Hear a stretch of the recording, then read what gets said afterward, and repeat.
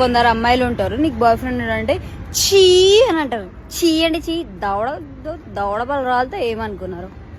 ఉంటే ఉన్నారని చెప్పాలి, లేదంటే లేదని చెప్పాలి. చీ అంటే చీ, వీళ్ళు లేరనే అంటారు. మళ్ళీ ముగ్గురు నలుగురిని మెయింటైన్ చేస్తారు. ఎవరే వీళ్ళంతా అంటే ఫ్రెండ్స్ అని అంటారు.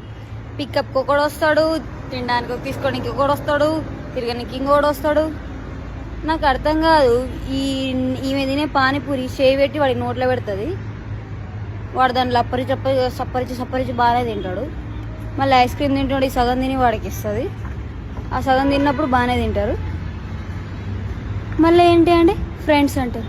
అటెండ్ ఫ్రెండ్స్ అయితే నాకు అస్సలు అర్థం కాదు. ఒక ఈవెంట్కి పోయినప్పుడు ఒకడు వస్తాడు పికప్కి, ఇంకో ఈవెంట్కి వెళ్ళినప్పుడు ఇంకొకడు వస్తాడు పికప్కి.